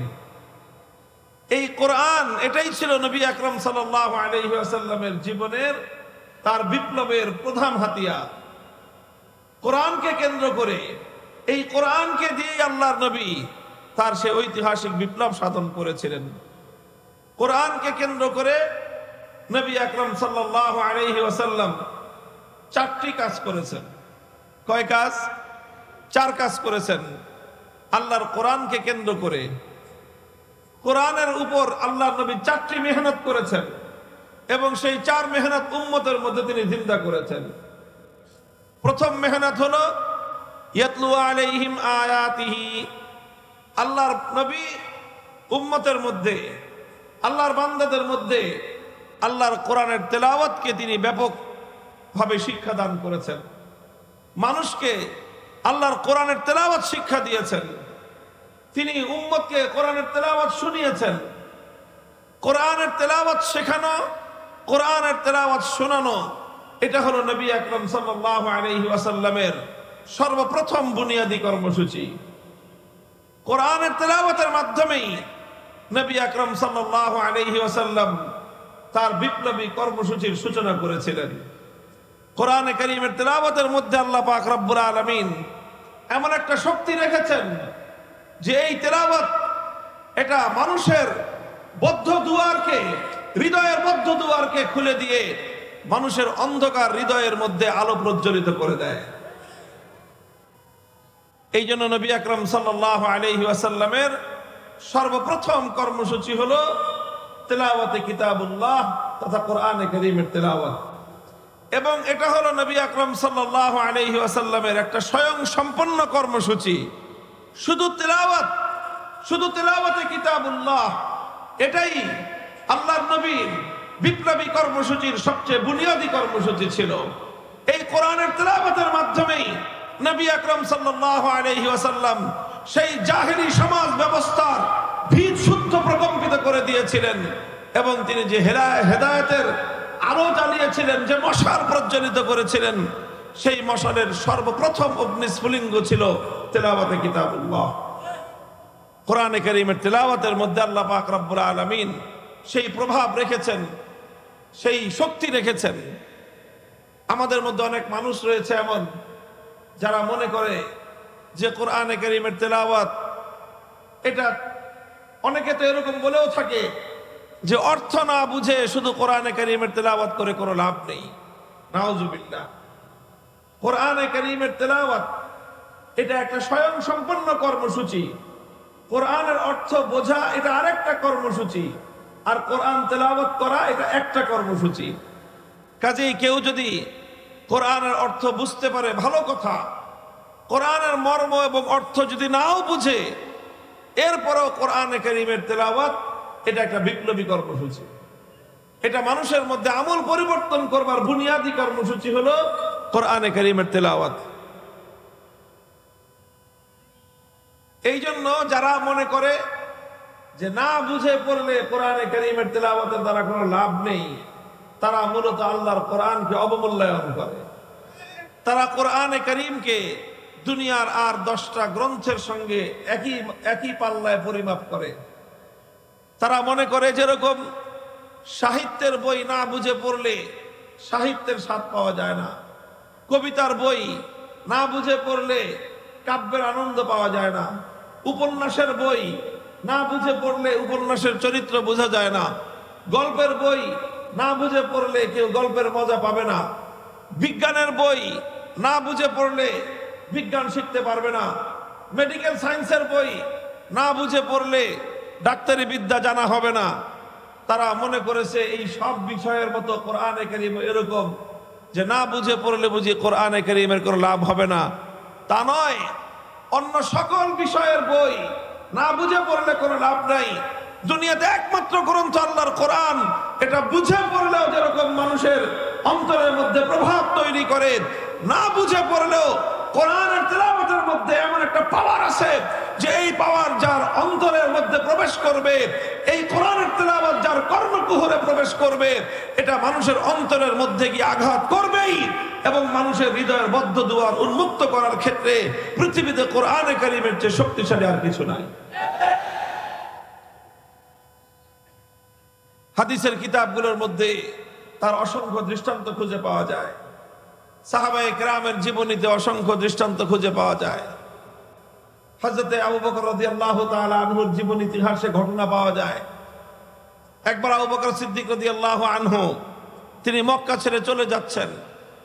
রাস্তার মধ্যে এক লোকের সঙ্গে দেখা, একজন নেতৃস্থানীয় লোক, নাম হলো তার ইবনুদ দাগিনা। সে বলল, আবু বকর কোথায় যাও? তিনি বললেন যে আমি মক্কায় থাকবো না। কেন থাকবেন না?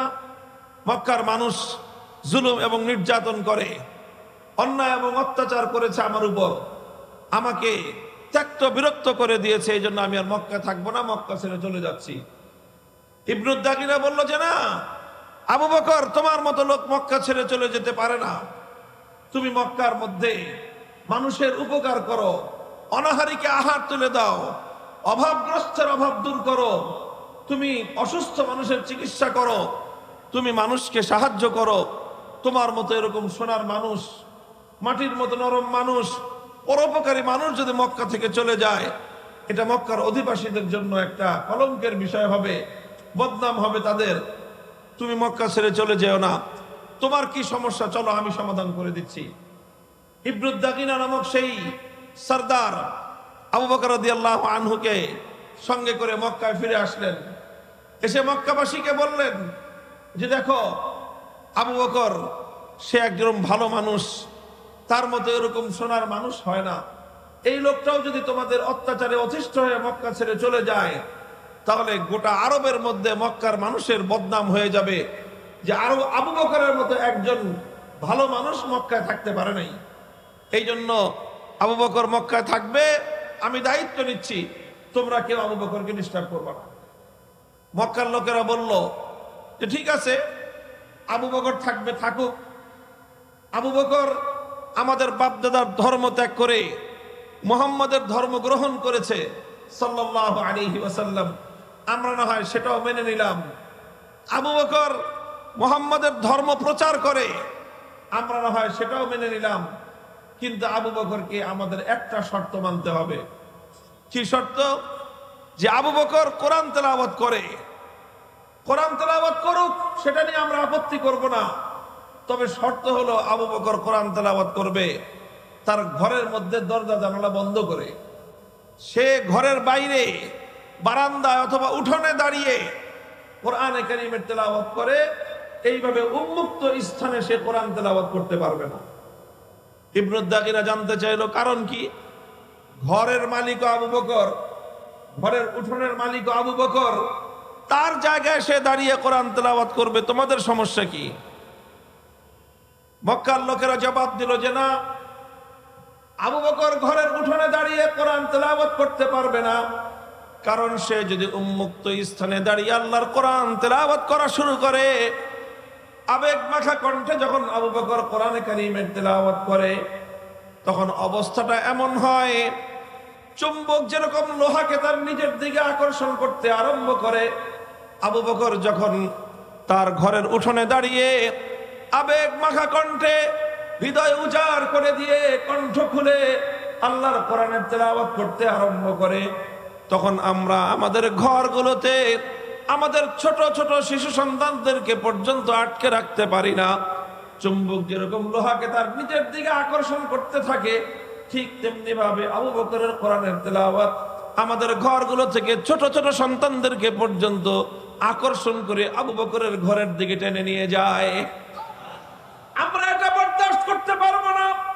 আমাদের ঘরগুলো থেকে আমাদের নারীরা, আমাদের শিশুরা পর্যন্ত আবু বকরের ঘরের দিকে পঙ্গপালের মতো ছুটতে আরম্ভ করবে, আর আল্লাহর কোরআনের তেলাওয়াত শুনে শুনে তারা এভাবে জাহেলিয়াতের পথ ছেড়ে দিয়ে আলোর পথের দিকে তারা অনুসারী হবে, আলোর পথের দিশারি হবে। এটা কোশ্চিন কালেও আমরা বরদাস্ত করতে পারি না। মুহতারাম হাজিরিন, ইতিহাস তো কথাই বলে, অসংখ্য অগণিত পাষাণ হৃদয়ের মানুষ যখন তাদের সামনে আল্লাহর কোরআনে কারীমের তেলাওয়াত করা হয়েছে, সেই পাথরের মতো পাষাণ হৃদয়গুলো পর্যন্ত আল্লাহর কোরআনে কারীমের তেলাওয়াতের মাধ্যমে মোমের মতো বিগলিত হয়ে পড়তে আরম্ভ করেছে। আল্লাহর কসম খেয়ে বলি, মহাবিশ্বের মধ্যে পাথরের মতো পাষাণ হৃদয়কে বিগলিত করবার জন্য আল্লাহর কোরআনের চেয়ে প্রভাবক আর এর চেয়ে শক্তিশালী কোন মাধ্যম আজ পর্যন্ত এই পৃথিবীতে আবিষ্কার হয় নাই। যে কোনো পাষাণ হৃদয়কে মোমের মতো গলানোর জন্য, পাষাণ হৃদয়ে পাথরের মতো রুক্ষ হৃদয়কে পর্যন্ত মোমের মতো নরম করে দিয়ে পানির ঝর্ণা ধারার মতো প্রবাহিত করবার ক্ষেত্রে আল্লাহর কোরআনে কারীমের কোনো তুলনা নাই, কোনো জুড়ি নাই। এই জন্যই আল্লাহ পাক রব্বুল আলামিন বিশ্ব নবী, মানবতার নবী মুহাম্মদ আরবি সাল্লাল্লাহু আলাইহি ওয়াসাল্লামকে সর্বপ্রথম যেই কর্মসূচি দান করেছিলেন, সেই কর্মসূচির নাম হলো ইয়াতলু আলাইহিম আয়াতিহি। তিনি মানুষের কর্ণকুহরে আল্লাহর কোরআনের তেলাওয়াতের ধ্বনি শোনাবেন। মানুষের কণ্ঠে কণ্ঠে আল্লাহর কোরআনের তেলাওয়াত উচ্চারিত হবে, পাড়ায় পাড়ায়, মহল্লায় মহল্লায়, ঘরে ঘরে আল্লাহর কোরআনের তেলাওয়াত হবে। এই তেলাওয়াতের আওয়াজ যখন গুঞ্জরিত হয় তখন কোরআনে কারীমের তেলাওয়াতের এই গুঞ্জরণে সমাজ থেকে জাহেলিয়াত বিতাড়িত হতে বাধ্য হয়। আজও আমরা যদি আমাদের এই সমাজে এই পরিবেশে ঘরে ঘরে আল্লাহর কোরআনের তেলাওয়াতের আওয়াজ যদি আমরা গুঞ্জরণ উঠাতে পারি, ইনশাআল্লাহ এই সমাজ থেকে জাহেলিয়াত পালিয়ে যেতে বাধ্য হবে। আলহামদুলিল্লাহ, কোরআনের তেলাওয়াত আছে, চলছে, কিছু কিছু মেহনত চলছে, মাদ্রাসাগুলো মেহনত করছে। আমরা আমাদের সংগঠনের পক্ষ থেকে বিভিন্ন সময়ে মানুষকে কোরআনের তেলাওয়াত শেখানোর জন্য উদ্যোগ গ্রহণ করে থাকি। আমরা চাই এই সমাজ পরিবর্তন হোক, এই জাহেলিয়াত পরিবর্তন হোক, এই বর্বরতার অবসান ঘটুক, এই অসভ্যতার অবসান ঘটুক, এই অশ্লীলতার অবসান ঘটুক। এজন্য আজ আমরা বাংলার মাটিতে একটা আওয়াজ তুলতে চাই। মাদ্রাসা শিক্ষায় কোরআনের শিক্ষা রয়েছে, কওমি মাদ্রাসায় কোরআনের শিক্ষা রয়েছে, আলিয়া মাদ্রাসায় কোরআনের শিক্ষা রয়েছে। সেই সঙ্গে জাতীয় শিক্ষা ব্যবস্থায় মুসলমানদের ট্যাক্সের পয়সা দিয়ে প্রাইমারি স্কুলগুলো চলে, মুসলমানদের ট্যাক্সের পয়সা দিয়ে মুসলমানদের সন্তানদেরকে প্রাইমারি স্কুলগুলোতে বাংলা, অঙ্ক, ইংলিশ, ইতিহাস, ভূগোল অনেক বিষয় শিক্ষা দেওয়া হয়। এমনকি এখন তাদেরকে পিটি শিক্ষা দেওয়ার জন্য শিক্ষক নিয়োগ করা হয়।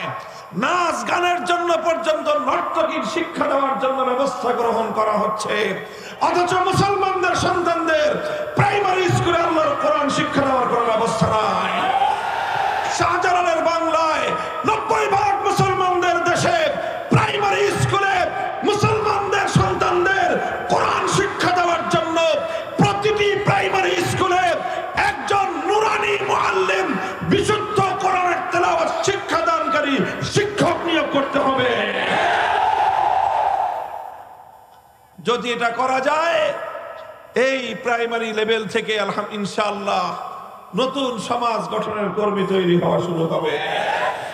জাহেলিয়াত এবং বর্বরতার মূল উৎপাটন হওয়া শুরু হবে।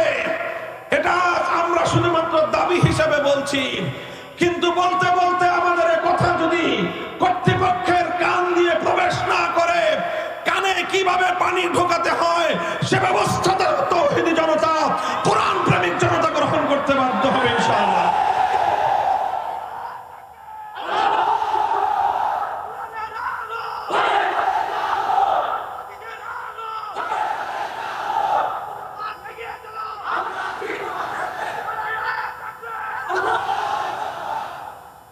মুহতারাম হাজিরিন, বলতেছিলাম নবী আকরাম সাল্লাল্লাহু আলাইহি ওয়াসাল্লামের সর্বপ্রথম কর্মসূচি ছিল তিলাওয়াতে কিতাবুল্লাহ। এই জন্য আমরাও বলি আল্লাহর কোরআন পড়ুন সবাই, কোরআন তেলাওয়াত করুন সবাই। যে মুসলমানের হৃদয়ে আল্লাহর কোরআনের তেলাওয়াত নাই, তার হৃদয়টা মুর্দা হৃদয়। ওই মুসলমান একজন মুর্দা মুসলমান। আমরা জিন্দা মুসলমান চাই। মুহতারাম হাজিরিন, কোরআনে কারীমের তেলাওয়াত ঘরে ঘরে আওয়াজ উচ্চারণ করেন, ঘরে ঘরে আল্লাহর কোরআনের তেলাওয়াতের আওয়াজ উচ্চারিত হোক। মুমিনের প্রত্যেকটা সন্তানের কণ্ঠে কণ্ঠে আল্লাহর কোরআনের তেলাওয়াতের গুঞ্জরণ হোক। কথা বলেন ঠিক কিনা? নবী করিম সাল্লাল্লাহু আলাইহি ওয়াসাল্লামের 2 নম্বর কর্মসূচি যেটা ছিল, ওয়ায়ুআল্লিমুহুমুল কিতাব। তিনি কোরআন তেলাওয়াত শিক্ষা দেওয়ার পরে এরপরে উম্মতকে কোরআনের মর্ম শিখিয়েছেন, কোরআনের মর্ম বুঝিয়েছেন, কোরআনের ব্যাখ্যা বুঝিয়েছেন। কোরআনের ব্যাখ্যা শিক্ষা দেওয়া, কোরআন বোঝা, এটাও মুমিনের অনেক বড় দায়িত্ব এবং জিম্মাদারি। কোরআন যদি একজন মানুষ বুঝতে পারে, আল্লাহ পাক রব্বুল আলামিন মানব জাতিকে লক্ষ্য করে কি বার্তা প্রেরণ করলেন, আল্লাহর বান্দাদের আল্লাহর বার্তাটা বুঝবার দরকার আছে না নাই? বলেন, আল্লাহর পক্ষ থেকে আল্লাহর বান্দাদের উদ্দেশ্যে যেই বার্তা আসলো, যেই পয়গাম আসলো, আপনার রব আপনার নিকট একটা পয়গাম প্রেরণ করলেন, এই পয়গামটা আপনার এবং আমার বুঝার দরকার আছে না নাই? মুহতারাম হাজির, এখন তো ডিজিটাল যুগ, এখন তো আর মানুষ চিঠিপত্র লেখে না, কিন্তু আগে এক সময় মানুষের যোগাযোগের মাধ্যম ছিল চিঠিপত্র। কথা বলেন ঠিক কিনা? যারা প্রবাসে থাকতো হ্যাঁ, ইউরোপে, আমেরিকায়, মধ্যপ্রাচ্যে, সৌদি আরব, কুয়েত, কাতার, লিবিয়া, সিরিয়া, ইরাক, এই সমস্ত দেশে থাকতো। তো এখান থেকে কখনো মা তার সন্তানের উদ্দেশ্যে চিঠি লিখত, অথবা সন্তানের পক্ষ থেকে মায়ের কাছে চিঠি আসতো। গ্রাম বাংলার অনেক মায়েরা শিক্ষা দীক্ষা জানতো না, পড়ালেখা করতে পারতো না, নিজে চিঠিটা পড়তেও পারে না, কিন্তু কোনো একটা সন্তান যখন তার মায়ের কাছে একটা চিঠি লিখতো, এখনো যদি কোনো সন্তান তার মায়ের কাছে চিঠি লেখে, তো মা ওই চিঠিটা নিজে পড়তে পারে না, গ্রামে যে লোকটা পড়ালেখা করতে পারে তার কাছে নিয়ে যায়, একটু পড়ে শোনাও আমার বাবা, আমার সন্তান কলিজার টুকরা কি লিখে পাঠিয়েছে। মা একবার শুনে তার হৃদয় জোড়ায় না, বলে আবার পড়ো। আবার শুনেছে, তাও হৃদয় জোড়ায় না, বলে আবার পড়ো। বারবার একজন মা তার সন্তানের পক্ষ থেকে প্রেরিত একটা পয়গাম, একটা চিঠি শুনতে চায়, কারণ সন্তানকে ভালোবাসে মা। সেই সন্তান মাস মাস ধরে, বছরের পর বছর ধরে প্রবাসে থাকতেছে, ওই সন্তানের পক্ষ থেকে একটা চিঠি আসলে সেই চিঠির মর্ম বুঝবার জন্য, সেই চিঠির কথাগুলো একবার একটু মায়ের কানে শুনবার জন্য, সেই চিঠির কথাগুলো একবার একটু পড়বার জন্য একজন মা অধীর হয়ে যায়। কথা বলেন ঠিক কিনা মুহতারাম হাজিরিন? তো একজন মা যেরকম তার সন্তানের পক্ষ থেকে প্রেরিত একটা পয়গাম বারবার বুঝবার জন্য অধীর আগ্রহ নিয়ে সে অপেক্ষার প্রহর গুনতে থাকে, বুঝবার জন্য সে পাগল পারা হয়ে যায়, অথচ আমাদের নিকট আমাদের রব্বুল আলামিন কোরআনে কারীমের মতো এরকম এক মহান পয়গাম দুনিয়ার প্রত্যেকটা মানুষকে উদ্দেশ্য করে আল্লাহ পাক রব্বুল আলামিন আরশের উপর থেকে প্রেরণ করলেন। আমরা বহু মানুষ এমন আছি, অসংখ্য মানুষ এমন আছে যারা সাধারণ শিক্ষিত বা অশিক্ষিত, তাদের কথা বাদই দিলাম। যারা শিক্ষিত, পড়াশোনা করার অভ্যাস, হাজার হাজার বইপত্র অনেকে পড়েছে, অনেকে আছে এমন গল্পের বই, উপন্যাসের বই পড়ে সব শেষ করে ফেলেছে, বঙ্কিমচন্দ্র থেকে শুরু করে হুমায়ুন আহমেদ পর্যন্ত কোনোটা বাদ রাখে নাই। হাজার হাজার বই পড়েছে, বিজ্ঞানের বই পড়েছে, সায়েন্স ফিকশনের বই পড়েছে, মেডিকেল সায়েন্সের বই ডাক্তাররা পড়তে পড়তে বুড়া হয়ে যায়, পরীক্ষা শেষ হয় না। কথা বলেন ঠিক কিনা? পড়ুক, পড়াশোনা করা ভালো, কিন্তু বড় আশ্চর্য এবং হৃদয় বিদারক কথাটা হলো এই, অসংখ্য মানুষ এমন আছে সারাটা জীবন অতিক্রান্ত হয়ে গেছে, কিন্তু অন্তত একবারের জন্য হলেও আল্লাহর কোরআনে কারীমের সূরা ফাতিহা থেকে সূরা নাস পর্যন্ত পূর্ণ কোরআনটা একবার অন্তত অনুবাদ দেখে হলেও বুঝে পড়বার চেষ্টা করে নাই। একজন মুসলমানের জন্য এর চেয়ে বড় লজ্জার কোনো বিষয় হতে পারে না। এই জন্য আমাদের সকলের দায়িত্ব হলো কোরআনকে একটু বুঝার চেষ্টা করা, অল্প অল্প করে হলেও প্রতিদিন এক আয়াত, দুই আয়াত করে আপনি অনুবাদ পড়বেন। হক্কানি উলামায়ে কেরাম কোরআনে কারীমের অনুবাদ লিখেছেন, তাফসীর লিখেছেন, যে কোনো একটা নির্ভরযোগ্য তাফসীর অনুবাদ সংগ্রহ করে রেখে সেই অনুবাদ এবং তাফসীর একটু একটু করে পড়বেন। সবাই পড়বেন, মুসলমান পুরুষ হোক নারী হোক। যদি একজন মানুষ আল্লাহর কোরআনকে একটু একটু করে বুঝতে থাকে, অভিজ্ঞতার আলোকে দেখা গিয়েছে এগুলো একজন মানুষের হৃদয়ে যেভাবে আঘাত করে, একজন মানুষকে যেভাবে হেদায়েতের পথের দিকে আকর্ষণ করে, পৃথিবীতে কোরআনে কারীমের মতো হেদায়েতের দিকে আকর্ষণ সৃষ্টিকারী এমন শক্তিশালী দ্বিতীয় কোনো জিনিস নেই। ওয়া ইউআল্লিমুহুমুল কিতাব, আল্লাহর পয়গম্বরের 2 নম্বর দায়িত্ব হলো উম্মতকে যে কোরআনের তেলাওয়াত শেখালেন, এবার তিনি সেই কোরআনের মর্ম বোঝাবেন, মর্ম শেখাবেন, তাফসীর করবেন। আলহামদুলিল্লাহ সুম্মা আলহামদুলিল্লাহ। একদিকে এখন যেমনি ভাবে উলামায়ে কেরাম এবং আমরা চেষ্টা করে যাচ্ছি মুসলমানদের সন্তানদেরকে আল্লাহর কোরআনে কারীমের বিশুদ্ধ তেলাওয়াত শিক্ষা দেওয়ার জন্য, সেই সঙ্গে মুসলিম জাতি যেন আল্লাহর কোরআন বুঝতে পারে তার জন্য অসংখ্য অগণিত পদক্ষেপ রয়েছে। তাফসীর গ্রন্থ লিখছেন উলামায়ে কেরাম, অনুবাদ গ্রন্থ লিখে লিখে প্রচার করছেন উলামায়ে কেরাম, তাফসীর মাহফিলগুলো হচ্ছে আল্লাহর কোরআনের পয়গাম বোঝানোর জন্য। মসজিদে মসজিদে তাফসীর হয় মানুষকে কোরআনের পয়গাম বোঝানোর জন্য। ও উম্মতে মুহাম্মাদিয়া, যদি তোমরা সফলতা চাও, কামিয়াবি চাও, আল্লাহর কোরআনকে বুঝবার চেষ্টা করো। কোরআন তোমাকে এবং আমাকে, গোটা উম্মতকে সফলতার রাস্তরণের দিকে নিয়ে যাবে ইনশাআল্লাহ। চেষ্টা করবেন তো কোরআন বুঝার? এটা গেল 2 নম্বর কাজ। আল্লাহর পয়গম্বরের 3 নম্বর কাজ, যেটা এটা খুব গভীর মনোযোগ দিয়ে শুনেন, বুঝেন। আল্লাহর নবী শুধু কোরআন তেলাওয়াত করে দায়িত্ব শেষ করেন নাই, শুধু কোরআন তাফসীর করে ব্যাখ্যা করে কোরআন বয়ান করে বুঝিয়ে দিয়ে আল্লাহর নবীর দায়িত্ব শেষ হয় নাই। নবীজির ৩ নম্বর দায়িত্ব ছিল তালিমে হিকমত, অর্থাৎ আল্লাহর কোরআনে কারীমের প্রত্যেকটা আয়াতের বিধানকে, প্রত্যেকটা আয়াত আল্লাহ পাক যা বলেছেন, যেই বিধান নাজিল করেছেন, সেই বিধানগুলোকে তিনি শুধু বলে বলে বুঝান নাই, বরং প্রত্যেকটা বিধানকে তিনি প্র্যাকটিক্যাল বাস্তবায়ন করে উম্মতকে দেখিয়ে দিয়েছেন। একটা জিনিস আমি বলি যে কোরআনে কারীম এটা হলো একটা প্র্যাকটিক্যাল কিতাব। কোরআন কি বলেন তো? কি বললাম? একটা প্র্যাকটিক্যাল কিতাব। যারা জেনারেল লাইনে পড়াশোনা করেছেন, বিশেষ করে সায়েন্স যাদের ব্যাকগ্রাউন্ড, তারা ভালো বুঝবেন যে সায়েন্সের যে সকল সাবজেক্টগুলো আছে, এই যে সায়েন্সের যে কেমিস্ট্রি আছে, পদার্থ বিজ্ঞান, এই পদার্থ বিজ্ঞান বুঝতে হলে শুধু বই পড়ে বুঝলে হয় না, এটার জন্য প্র্যাকটিক্যাল করতে হয়। মেডিকেল সায়েন্স শুধু বই পড়লে, লেকচার শুনলে কেউ মেডিকেল সায়েন্সের ডাক্তার হতে পারবে না, বরং তাকে লেকচার শুনতে হবে, বই পড়তে হবে, সঙ্গে সঙ্গে প্র্যাকটিক্যাল তাকে অনুশীলন করে করে ডাক্তারি শিখতে হয়।